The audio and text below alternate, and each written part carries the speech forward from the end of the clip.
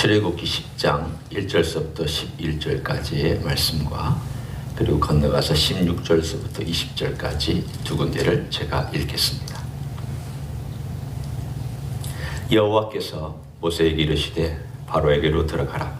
내가 그의 마음과 그의 신하들의 마음을 완강하게 하면 나의 표징을 그들 중에 보이기 위함이며 네게 내가 애굽에서 행한 일들 곧 내가 그들 가운데에서 행한 표징을 네 아들과 네 자손의 귀에 전하기 위함이라. 너희는 내가 여호와인 줄을 알리라. 모세와 아론이 바로에게 들어가서 그에게 이르되 히브리 사람의 하나님 여호와께서 말씀하시기를 네가 어느 때까지 내 앞에 겸비하지 아니하겠느냐. 내 백성을 보내라. 그들이 나를 섬길 것이라. 네가 만일 내 백성 보내기를 거절하면 내일 내가 메뚜기를 네 경내에 들어가게 하리니 메뚜기가 지면을 덮어서 사람이 땅을 볼 수 없을 것이라. 메뚜기가 네게 남은 그것 곧 우박을 면하고 남은 것을 먹으며 너희를 위하여 들에서 자라나는 모든 나무를 먹을 것이며 또 네 집들과 내 모든 신하의 집들과 내 모든 애굽 사람의 집들에 가득하리니 이는 네 아버지와 네 조상이 이 땅에 있었던 그날로부터 오늘까지 보지 못하였던 것이리라 하셨다 하고 돌이켜 바로에게서 나오니 바로의 신하들이 그에게 말하되 어느 때까지 이 사람들이 우리의 함정이 되리이까. 그 사람들을 보내어 그들의 하나님 여호와를 섬기게 하소서. 왕은 아직도 애굽이 망한 줄을 알지 못하시나이까 하고 모세와 아론을 바로에게로 다시 데려오니 바로가 그들에게 이르되 가서 너희의 하나님 여호와를 섬기라. 갈 자는 누구냐. 모세가 이르되 우리가 여호와 앞에 절기를 지킬 것인즉 우리가 남녀노소와 양과 소를 데리고 가겠나이다. 바로가 그들에게 이르되 내가 너희와 너희의 어린 아이들을 보내면 여호와가 너희와 함께함과 같으니라. 보라, 그것이 너희에게는 나쁜 것이니라. 그렇게 하지 말고 너희 장정만 가서 여호와를 섬기라. 이것이 너희가 구하는 바니라. 이에 그들이 바로 앞에서 쫓겨나니라. 16절 제가 읽습니다. 바로가 모세와 아론을 급히 불러 이르되 내가 너희의 하나님 여호와와 너희에게 죄를 지었으니 바라건대 이번만 나와의 죄를 용서하고 너희의 하나님 여호와께 구하여 이 죽음만은 내게서 떠나게 하라. 그가 바로에게서 나가서 여호와께 구하매 여호와께서 돌이켜 강렬한 서풍을 불게 하사 메뚜기를 홍해에 몰아 넣으시니 애굽 온 땅에 메뚜기가 하나도 남지 아니하니라. 그러나 여호와께서 바로의 마음을 완악하게 하셨으므로 이스라엘 자손을 보내지 아니하였더라. 아멘. 10장을 보면 드디어 9가지의 재앙이 이제 끝나고 11장에 들어가면서부터 마지막 10번째 재앙으로 되는 것을 우리는 볼 수 있습니다. 이제까지 우리가 쭉 살펴보는 재앙들을 우리가 매일 한 서너 개씩 살펴봤지만 이 모든 재앙들은 다 특징이 있습니다. 하나하나 그 어떤 단계가 높아져가고 있는 것을 우리는 볼 수 있죠. 처음 4개, 나일강의 물, 그 다음에 개구리, 그리고 나서 2, 파리. 이 처음 4개는 우리를 사람을 귀찮게 하고 좀 괴롭히고 어렵게 하는 그런 것들입니다. 그러나 경제 생활은 그렇게 그다지 영향을 주지 않습니다. 그런데 5번째, 6번째 들어가서 드디어 하나님께서 그들의 재산을 치기 시작합니다. 곧 5번째, 들에 있는 모든 짐승들이 다 죽습니다. 6번째, 모든 짐승뿐만이 아니라 사람에게 악질이 생겨서 괴롭고 힘듭니다. 그것은 그들의 제사장들, 그들의 요술 부리는 사람들 포함하는 거죠. 그들의 모든 사람들이 다 그렇게 되었기 때문에 자기들의 종교 체계가 아무 의미가 없다는 것을 하나님께서 정확하게 보게 하셨습니다. 그리고서 7번째 우박이 내려서 모든 식물들을 다 없애버립니다. 그리고 8번째 우리가 오늘 읽은 이 본문에 메뚜기의 재앙이 등장해서 우박에 조금 남았던 이 씨들, 그 당시에 이 우박이 떨어졌을 때가 한 1월에서 2월에 걸치는 겨울이었기 때문에 그때는 아직 밀이 올라오지 않아서 밀에게는 조그만 씨가만 있었고 나머지 보리들이 다 죽어버렸습니다. 그러니까 이 사람들은 조금만 기다리면, 이 배고픔만 참으면 우리에게는 또 이 밀이 자라나고 있구나 라고 그렇게 했는데, 이 자라나고 있는 것들을 메뚜기가 와서 다 먹어버렸습니다. 그러니까 이제 이들에게 있어서 8번째까지는 모든 경제적인 것들을 초토화시킨, 파괴시킨 재앙이 나타난 것입니다. 처음 4개, 하나님께서 한번 너희들이 정신 차려야 된다. 왜 자꾸 고집부리느냐. 그 다음 4개, 그들이 계속 완강하게 거부하니까 하나님께서 그들의 재산을 치시고 건강을 치셨습니다. 그리고 나서는 9번째, 어둠이 3일 동안에 온 애굽 땅의 전체를 덮었습니다. 어둠, 특별히 아마도 학자들이 생각하기는 이것은 모래 폭풍을 동반한 어둠이었을 것이다. 사람들의 마음이 공포에 질렸죠. 우리도 재앙이 하나만 있으면 그런 대로 이렇게 저렇게 대처해 나가지만, 재앙이 2개가 만약에 겹치거나 혹은 연달아서 온다면 우리들의 마음은 패닉일 것입니다. 거기에다가 지금 이 사람들은 재앙을 9개까지를 당했습니다. 9개까지 당한 이들의 마음이 어땠을까? 한번 가만히 생각해 보니까 지금 굉장히 우리가 실감나게 느낄 수 있는 때입니다. 과거에는 그것을 실감나게 못 느꼈죠. 재앙이 심했구나. 그냥 재앙이 애굽 땅에 있었구나. 이렇게 느낄 텐데, 우리가 이렇게 팬데믹을 한번 딱 경험하고 나니까 재앙이라는 것이 생각보다 사람들의 마음을 흔들어 놓고 있구나. 아니, 흔드는 정도가 아니라 어떤 사람들은 패닉에 걸리고, 어떤 사람 두려움에 빠지고, 또 심지어는 어떤 사람들은 어때서 내가 하고 싶은 대로 살면서 축제 벌이고. 그러나 결국은 다 그 모든 것들이 두려움과 공포로 다가오는 것을 우리는 경험할 수 있습니다. 그런데 이것을 9가지를 경험했다고 한번 여러분이 그냥 이 사실을 근거로 상상을 해보십시오. 야, 이 애국 사람들의 마음은 다 녹아내렸겠다. 이 사람들의 그 마음에 가지고 있는, 생각에 가지고 있는 것들이, 아이고, 이 다음에 무슨 일이 일어날까? 이 바로가 이 사람들을 보내지 않으면 무슨 일이 일어날까? 신하들이 그 얘기를 하고 있잖아요.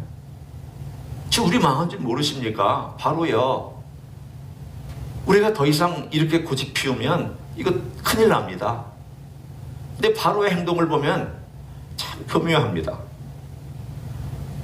메뚜기 재앙을 내리겠다고 그러니까, 그러면 장정만 보내라. 그 얘기는 뭡니까? 식구들 놔두고 남자들만 갔다가 다시 돌아오라는 거죠. 그럴 수 없다고 하니까 쫓아냈습니다. 그리고는 메뚜기 재앙을 그냥 당했습니다. 그러자 내가 죄를 졌다. 나 용서해달라. 이번 한 번만 용서해달라. 사람이 자기의 위기를 모면할 때 제일 많이 쓰는 단어 아닙니까? 이번 한 번만. 그 말은 무슨 뜻인가요? 내가 이제는 마지막으로 내가 한 번만 내가 봐달라. 용서해달라. 그 단어를 쓰고 있습니다. 오늘 10장에 보면은 바로가 하고 있는 내용이 용서라는 단어를 썼어요. 17절에 보면 이번만 나의 죄를 용서하고 라는 단어를 썼습니다. 사람이 다급하면 쓸 수 있지만, 그러나 그의 마음에 진심이 없는 그런 단어를 쓰고 있는 것을 우리는 볼 수가 있습니다. 이게 바로의 마음입니다.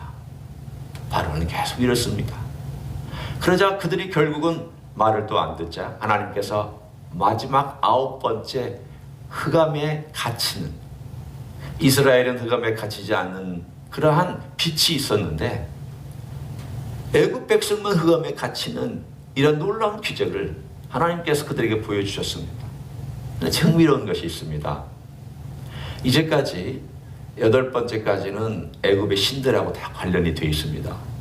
그 이름을 하나하나 다 우리가 얘기할 수 있지만 그 큰 의미는 없고요. 그러나 하여튼 신들이 다 관련되어 있는데, 이 신들은 그냥 일상생활 속에서 관련되어 있는 그들의 경제와 관련되어 있는 신, 또 그들의 건강과 관련되어 있는 신, 출산과 관련되어 있는 신, 풍요와 관련되어 있는 신들입니다. 그런데 주신들은 아닙니다. 주신은 9번째 있습니다. 9번째 주신은 태양신입니다. 그들에게 있어서 태양신은 마치 주피터, 그리스 신화의 주피터와 같은 그런 역할을 하는 굉장히 강력한 신입니다.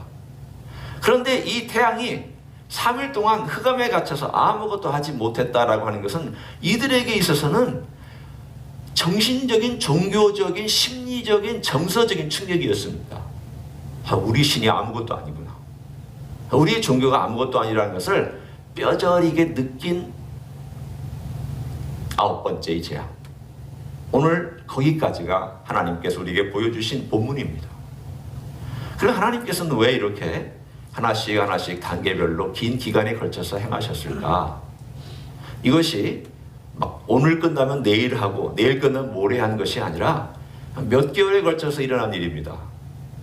그들이 떠났을 때가 6월절입니다. 6월절은 대략 한 3월 말 4월이죠. 곧 있으면 우리가 6월절을 맞이하잖아요. 4월 둘째 주일인데. 그러니까 6월절이 한 4월 초쯤에 있다면 이게 지금 겨울로부터 시작해서 4월달까지 진행되어 왔던 재앙입니다. 다른 말로 하면 약 한 4개월 정도가 이 재앙이 계속 있다가 일주일 있다가 또 재앙이 있고 또 좀 있다가 재앙이 있고 이 10가지 재앙이 무려 4개월 동안이나 지속되어 왔기 때문에 사람들의 마음은 그냥 이거 어떡하나 라고 하는 그런 마음에 빠져 있었습니다. 그 목적이 뭘까요? 오늘 10장에는 하나님께서 직접 그 목적을 2가지로 말씀해 주십니다. 오늘 이것이 우리가 배워야 될, 또 들어야 될 메시지입니다. 10장 1절, 2절, 3절에 나와 있습니다. 먼저 10장 1절과 2절 한번 봅니다. 이건 애굽에게 그리고 바로에게 보여주신 하나님의 사인이죠. 여호와께서 모세에게 이르시되 바로에게로 들어가라. 내가 그의 마음과 그의 시내들의 마음을 완강하게 함은 나의 표징을 그들 중에 보이기 위함이라. 표징을 보이기 위함인데 그럼 그 목적이 뭘까요? 2절 네게 내가 애굽에서 행한 일들 곧 내가 그들 가운데서 행한 표징을 여기는 이제 쭉 아들들과 내 자손의 귀에 전하기 위함이라 너희는 내가 여호와인 줄을 알리라. 여기서 말하는 내용은 그들 중과 그리고 이스라엘 사람들 둘로 나누어서 하나님께서 그 목적을 설명하시는 내용입니다. 위는 먼저는 애굽 사람에게 그리고 나중에는 이스라엘 사람에게 결국은 애굽 사람이나 이스라엘 사람 모두에게 하나님께서 목적을 두고 이 일을 행하고 계시다라는 것을 직접 말씀해 주셨습니다. 첫 번째는 애굽 사람에게는 하나님의 표징을 보여주기 위함이다. 표징이라는 게 뭘까요? 우리는 흔히 표징은 하나님의 사인이라고 얘기를 합니다.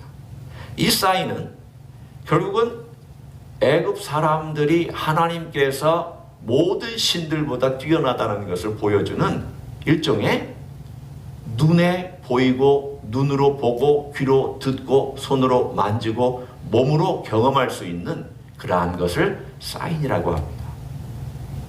이 사인이 우리가 요한복음에 보면 7가지 기적이 나오죠. 근데 이 7가지 기적을 일종의 표적이라는 단어를 썼습니다. 표적. 표적이라는 단어와 표징이라는 단어는 같은 의미입니다. 사인입니다. 사인의 목적은 뭐냐면 이것입니다. 제가 예를 들어 손가락으로 이렇게 벽을 가리키면 이 벽을 가리키고 있는 내용이죠. 십자가는 여기 있는 십자가는 무엇을 가리키는 사인일까요? 이 십자가 자체는 의미가 없습니다. 이 십자가는 예수 그리스도께서 우리를 위하여 죽으셨다라는 것을 드러내주는 표현, 사인, 표적, 그리고 표징입니다. 십자가는 예수님께서 이 땅에 우리를 위하여 내려오셔서 나 같은 죄인을 위하여 죽으셨다. 이 표적이 우리가 십자가를 볼 때 그것을 생각하고 주님을 생각하라고 있는 것이지 십자가 자체에 무슨 능력이 있고 십자가 자체에 무슨 마술적인 힘이 있는 것 아닙니다. 이거는 예수님을 가리키고 있는 거죠. 표적이나 표징은 뭘 가리키고 있는 건가? 하나님을 가리키라고 되어 있습니다. 하나님께서 어떤 능력을 가지신 분이며 어떤 힘과 어떤 권세와 어떤 일을 행하셨는가를 보라고 가르쳐주고 있는 표징들입니다. 이 일을 행한 자가 누구냐? 이 일을 행한 자가 어떤 능력을 가지고 있느냐? 이 일을 행한 자가 뭐라고 말씀하시느냐? 이 뭐라고 말씀하시는 내용 가운데 애굽 사람들은 들어야 했습니다. 애굽 사람들은 이것을 듣고 겸비해야만 했습니다. 오늘 본문에 그것이 3절에 나와 있습니다. 뭐라고 나와 있는가 하면 모세와 아론이 바로에게 들어가서 그에게 이르되 히브리 사람의 하나님 여호와께서 말씀하시기를 네가 어느 때까지 내 앞에 겸비하지 아니하겠느냐. 오늘 바로와 같은 마음을 가지고 있는 어쩌면 우리 그리스도인들, 저 같은 사람, 혹시라도 우리가 마음속에 바로의 마음을 가지고 있다면 바로의 마음은 어떤 것일까요? 바로의 마음이란 하나님의 표적을 보면서도 그 표적이 가리키고 있는 하나님을 보지 못하고 있는 사람들입니다. 어떤 사건이 있을 때 이 사건에 일으키고 있는 분이 누군가를 보지 못하고 있을 때 우리는 바로 같은 마음을 갖고 있을 수 있습니다. 눈으로 보는데도 인정하지 않고 몸으로 괴로워하는데도 하나님께 영광을 돌리지 않는 태도죠. 어떤 어려운 일이 있음에도 불구하고 하나님께 나아가지 않는 태도이며 내가 어떤 고난 가운데 가고 있는데도 불구하고 하나님께 기도하지 않고 겸비하지 않은 태도, 이것이 바로의 태도입니다. 저는 참 한 가지 두려운 것 중에 하나가 우리 교회 안에서도 혹시 그럴 수도 있고 또 저도 그럴 수도 있고 또 그리스도인들이 그럴 수 있는 한 가지 태도가 있습니다. 그것은 이 또한 지나가리라 하면서 분명히 이 또한 지나갈 것입니다. 그건 맞는 말입니다. 그런데 이 또한 지나가리라 하면서 하나님을 찾지 아니할까 두렵습니다. 그냥 전염병이야 옛날에 메르스 지나갔던 것처럼 지나가고 또 이것도 또 언젠가는 또 백신도 개발해서 사람들 이제 낫게 하고 언젠가 또 지나가고 인류는 또 살아남겠지. 죽을 사람은 죽고 살 사람은 살고 하면서 이것을 이 또한 지나가리라라고 하는 그러한 태도로 이 과정을 그냥 세월을 보내버리는 시간이 되지 않을까 하는 두려움이 있습니다. 그러면 또 과거로 돌아가는 거죠. 오늘 본문에 있는 것처럼 하나님께서 우리에게 주시는 메시지가 있는데 네가 어느 때까지 내 앞에 겸비하지 아니하겠느냐. 우리가 하나님 아버지 앞에서 겸비하지 아니한 태도를 갖고 있다라는 것. 저는 하나님 믿는데요. 저는 예배도 드립니다. 저는 11조도 하고요. 저는 봉사도 합니다. 제가 지금 여기서 그것을 얘기하는 것이 아닙니다. 뭘 하느냐를 얘기하는 것 아닙니다. 뭘 하나님께 드리냐를 제가 얘기하는 건 아닙니다. 중요한 핵심은 내 마음이 과거와 달리 하나님 아버지 앞에 이 기간 동안 겸비한가. 가난한 마음으로 하나님께 정말 겸비한가. 인생이라는 게 이렇게 짧고 약하고 이렇게 무너질 수 있고 인간의 나라도 사회도 조직도 문명도 이렇게 무너질 수도 있겠구나. 하나님이 이것을 조금만 더 강화시키면 인간은 정말 아무것도 아니구나. 그래도 이 정도에서 지금 우리가 견디고 있는 것이 그래도 하나님의 은혜구나. 전염병 무서운 일입니다. 저 인정합니다. 제가 이것이 무섭지 않다는 말이 아닙니다. 어려운 일이 아니라는 말 아닙니다. 어려운 일이고 무서운 일입니다. 그러나 하나님께서 이것을 정말 더 강화시켰다면 누가 이 전염병을 감당해 갈 수 있겠습니까? 그래도 하나님께서 기회를 주시면서 그래도 하나님께서 견딜 수 있는 상황들을 모든 인류에게 어느 정도는 동등하게 주시면서 겸비하라고 말씀하시는 내용이잖아요. 결국은 하나님의 메시지는 모든 공통적인 부분이 하나입니다.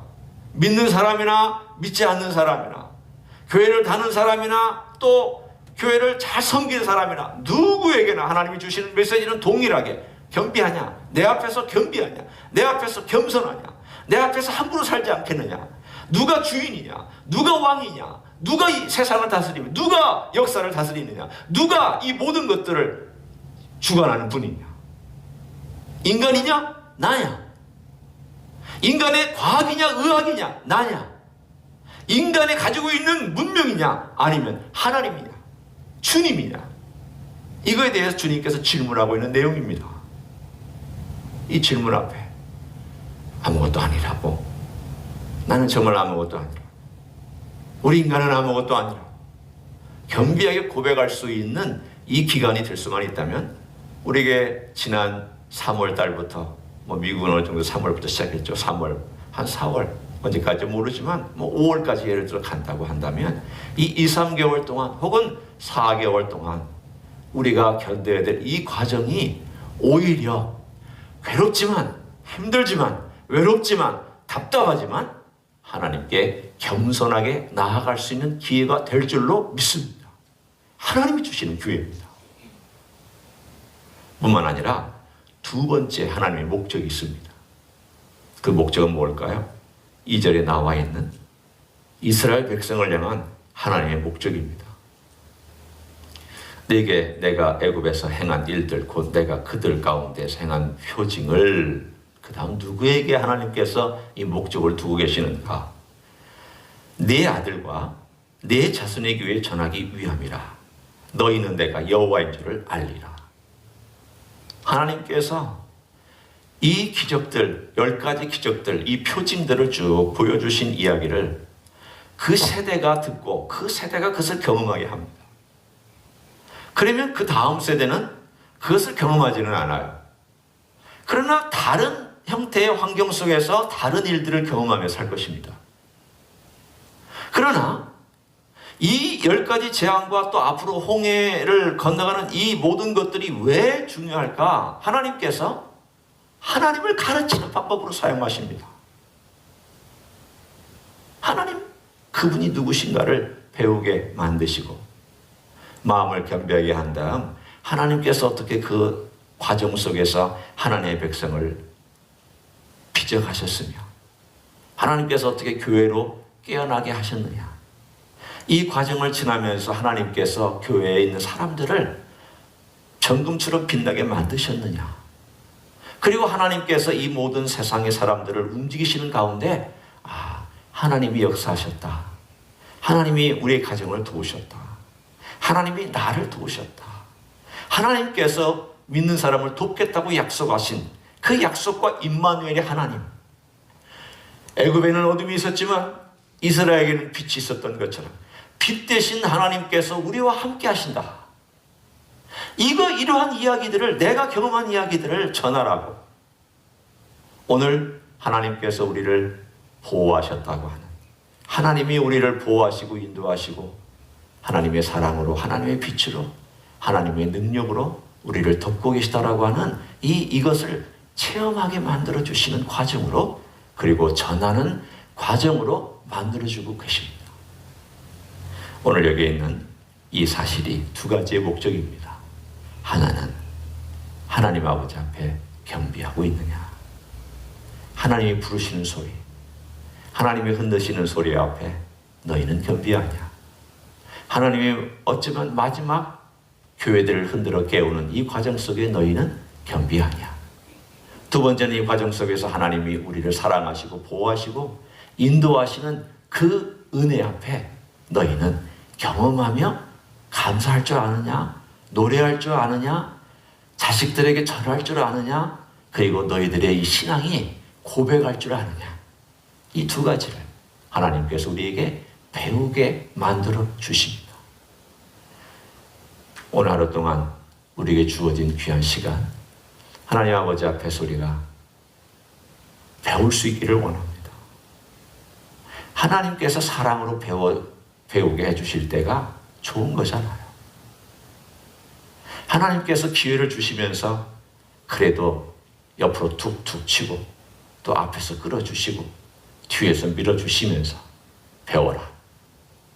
우리 주님도 내 멍에를 메고 나를 배워라. 주님이 우리에게 원하시는 것은 주님을 배우는 것. 주님이 자식에게 원하시는 것은 자식이 잘 먹으면서 배우는 것이고 잘하는 것이니까 우리 주님께서도 배워야 됩니다. 머리로 배우는 것만 의미하지 않습니다. 배워야 하고, 말하는 것도 배워야 하고, 인간관계도 배워야 하고, 하나님을 예배하는 것도 배워야 하고, 주님을 사랑하는 법도 배워야 하고, 사람들을 사랑하는 법도 배워야 하고, 또 내가 이 세상에서 어떻게 지혜롭게 살아가는 것도 배워야 하고, 다 우리는 어떤 의미로 보면 예수를 믿은 다음부터 다시 시작해서 배워나가는 삶을 살도록 불러주셨습니다.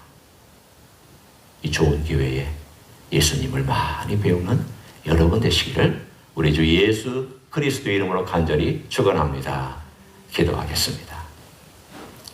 제가 기도하고 마칩니다. 하나님 아버지 감사합니다. 어려운 때를 지납니다. 그러나 애굽 땅에 있었던 10가지 재앙만큼 어려운 일은 아닙니다. 주님, 그럼에도 우리는 그것을 어렵게 느끼고 있습니다. 하나님께서 우리를 부르시는 기회인 줄로 알고 감사합니다. 겸손할 수 있는 기회인 줄로 알고 감사합니다. 인생도 사회도 나라도 무기도 쓸모없는 이러한 전염병 앞에서 무너지는 인생인 것을 고백합니다. 그러나 하나님은 이 모든 것들을 주관하시며 하나님 손은 크심을 인정합니다. 하나님께 영광을 돌려드립니다. 우리 주님의 주권 앞에 굴복하기를 원합니다. 주님 이 주님 예수교회 성도들뿐만이 아니라 모든 교회의 성도들이 주님의 주권 앞에 굴복하고 주님은 주인이시라고 깊은 마음으로 주님께 나와 고백하는 기간이 될 수 있도록 축복하여 주시옵소서. 뿐만 아니라 우리의 마음으로 하나님께 감사할 줄 그리고 고백할 줄 알기를 원합니다. 하나님의 손이 일을 행하시고 주의 백성들을 눈동자같이 지키시는 것을 경험하기 원합니다. 주의 빛이 우리 가운데 있음을 경험하기 원합니다. 능력의 손이 덮어주심을 경험하기 원합니다. 주님께서 함께 동행해 주시겠다고 한 약속을 가정이 그리고 우리 모든 권속들이 동일하게 느끼며 믿음으로 살고 믿음으로 견디는 귀한 시간이 될 수 있도록 축복하여 주시옵소서. 이제는 우리 구주 예수 그리스도의 은혜와 하나님 아버지의 극진하신 사랑과 성령 하나님 교통하심의 역사가 이 좋은 기간, 우리 주님께서 사랑으로 훈련시키시기 원하시는 기간, 사랑으로 격려하고 이끄시고 뒤에서 밀어주시고 옆에서 빠져나가지 못하도록 인도해 주시며 그래서 하나님의 나라, 하나님의 백성답게 살게 훈련시키고 배우게 만들어주시는 기간을 은혜롭게 믿음으로 받아들이며 걸어가기를 소원하는 이 자리에 참여한 모든 종들 위에와 주임제 이수교회 위에와 이민교회들과 한국교회들과 선교사님들 위에 이제로부터 영원히 함께 하실지어다. 아멘.